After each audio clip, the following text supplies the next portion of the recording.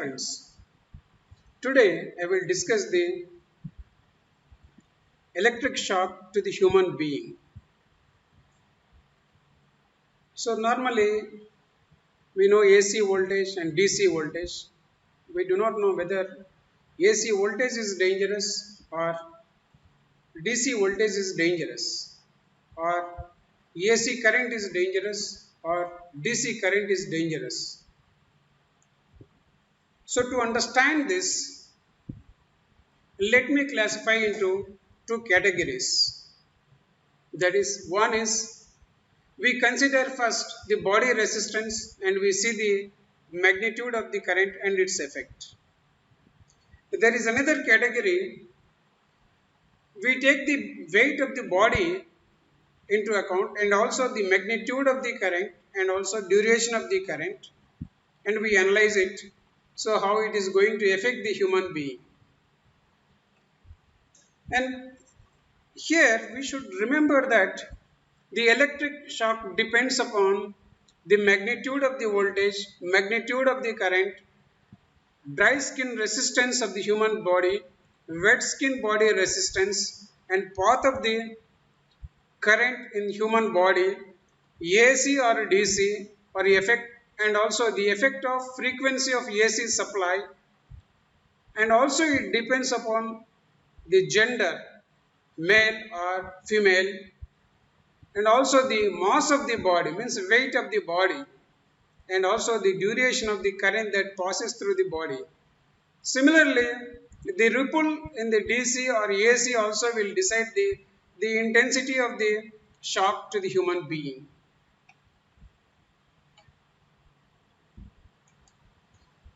And also the hand touch, suppose it is DC supply and you are touching the supply terminals, that how much contact is there with the supply terminals, that also decides. Similarly, the age of the person also decides the shock, and also the area of the conductor of the supply, and also the age of the person, and also the health of the person also decides the intensity of the shock to the human being. So let us take first case, that is the magnitude of the current and the body resistance. So here we try to concentrate on the resistance of the human body. So if you look at this circuit, it will be like this. So this is the supply and whose magnitude is V. This supply is maybe DC or AC, or AC with power frequency supply, or the AC with the high frequency supply. So whatever may be the nature of the supply, once the human being touches the body of the supply, so there are two resistances in the body of the human being. One is outer resistance, I mean so skin resistance of the body. This is also called outer skin resistance. Similarly, the inner body resistance. So this skin resistance means it is outer skin resistance. Once you keep touching the supply terminals, the resistance of the body is high on outer skin, whereas the inner skin resistance is less. So finally, again we reach the other side of the outer skin of the body. The current will flow from outer skins. One end will be the entering, the other end will be the receiving. So that other terminal or other side of the outer skin will be connected to the supply terminals. When there is a connection only, we feel the shock. So if you look at this diagram, the skin resistance we are representing as R1, and R2 we are saying this is the internal body resistance or inner body resistance, and R3 we say this is skin resistance, means outer skin resistance. And if we calculate this whole resistance, we call that as capital R. then we get R1 plus R2 plus R3. This is the whole resistance offered by the human being to the supply. And normally, this inner body resistance will be 500 ohms, and the total resistance will be ranges from 1 kilo ohms to the 2000 kilo ohms. So once we know the total resistance of the body, then we can calculate what is the current flowing from the supply through the body. That is I is equal to V by R. So here the effect of resistance of the body and intensity of the electric shock we observe like this. Suppose this you are standing here like this, and the other arm is grounded, means touching the earth. This side hand is touching the supply terminal, that is whose voltage is V. In that case, the current starts flowing from this supply to this hand, through this hand, reaches the heart and then goes to the hand and then reaches the ground.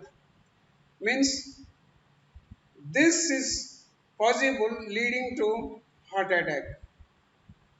There is another case, say you are here and the supply terminal is touching your leg here like this, and your leg or foot is touching the ground or earth. In that case, the current starts flowing from supply to the leg and then goes to the earth.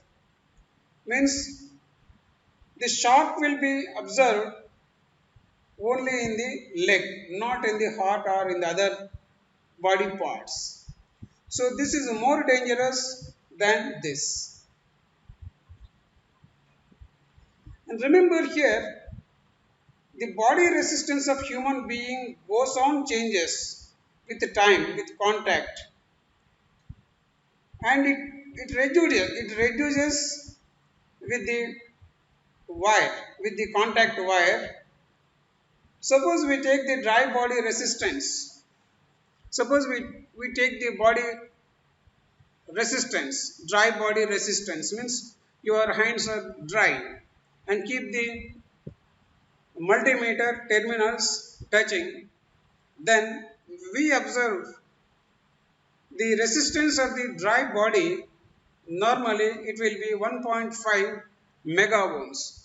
Suppose you dip your hands in a bowl of water and then touch the terminals of the multimeter to measure the resistance of the human body, then you will get the human body resistance as 0.31 mega ohms. Means the body resistance drastically reduces with the wet condition of the body. Not only this, during the sweating of the body also, the resistance will change, reduces. So when the electric shock is observed by the human body,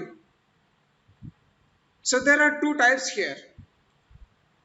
We feel pain, but still we are going to have the voluntary muscle control is maintained. There is a situation. So for that, what are the conditions? This is the gender, and this is the current in milliamperes, and the supply DC. So this is AC supply with power frequency 60 Hz, and this is the AC supply with 10 kHz. For male, 62 milliamperes is the threshold current to get the shock. Similarly, if the AC supply is 60 Hz and that voltage, that supply is applied to this human male, then at 9 milliamperes he will feel the shock, electric shock. Suppose the same male body touching the AC voltage with 10 kHz frequency. In that case, he will feel the electric shock only at 55 milliamperes. So for less currents, you don't feel any shock. Coming to for same supplies, if you take the female, so the female will experience the shock only when the DC supply is applied to her and the current flowing is through the body is only 40 milliamperes. And suppose the same female touches the power frequency AC supply and she feels shock at 6 milliamperes. Similarly, the same female, suppose she touches AC supply with a 10 kilohertz frequency, then she feels shock at 37 milliamperes. So, women will experience shock at less current than the males. That is what we can observe from this. Not only this, so they feel the pain, but there is no loss of control on the muscles. So let us see another case. There is a pain and also a loss of voluntary muscle control. So at what current it is going to happen? So that we see here. So again we take gender and current in milliamperes and the supply is DC. AC supply with the power frequency 60 Hz, AC supply with 10 kilohertz frequency.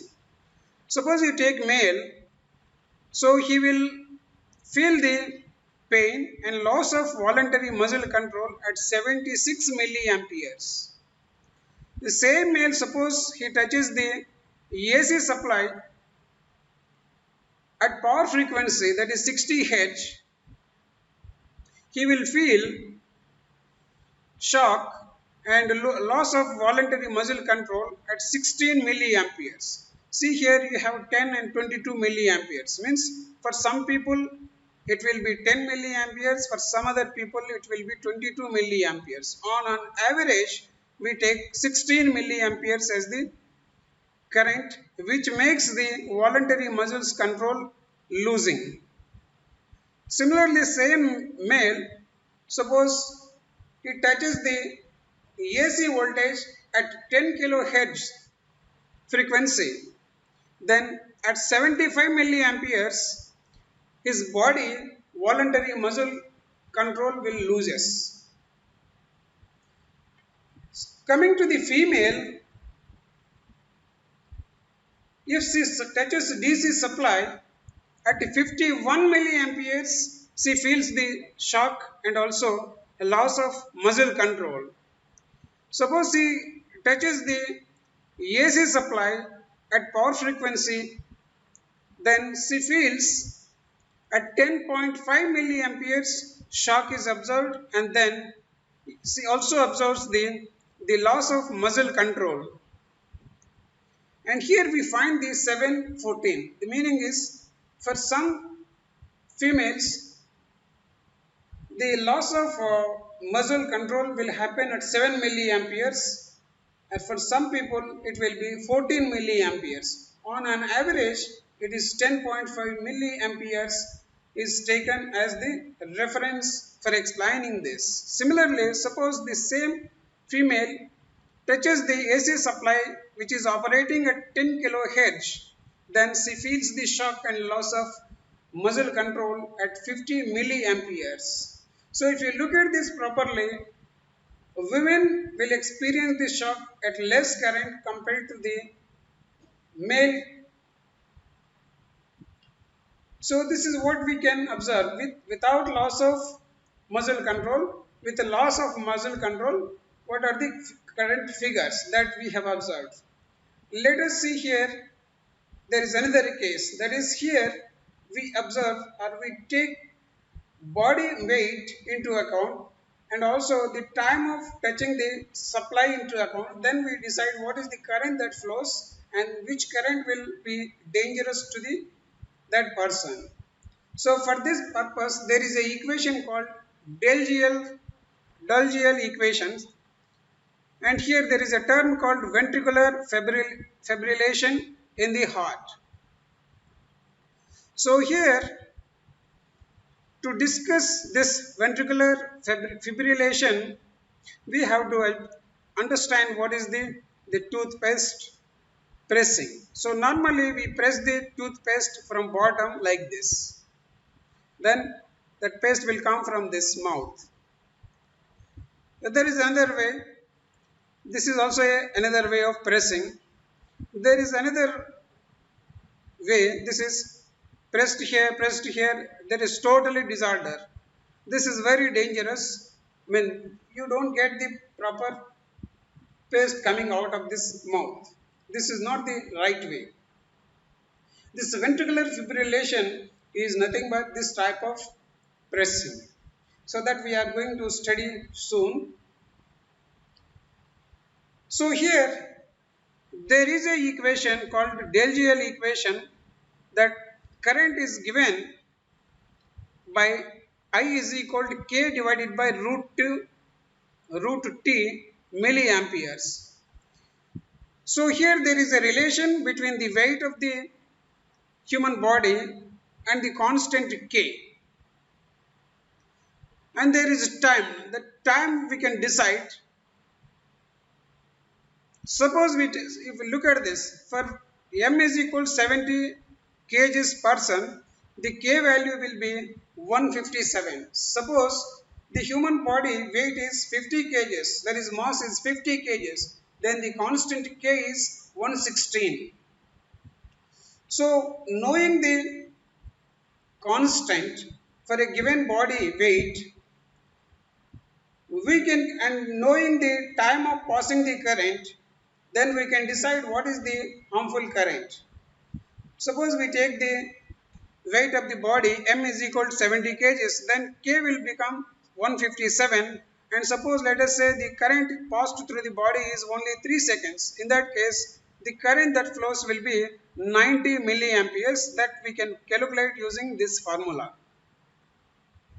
And we have seen what are the different currents and what are their effects on the males and the females. So if you look at this, this is the heart. So this has what is called the atrium. This top portion or top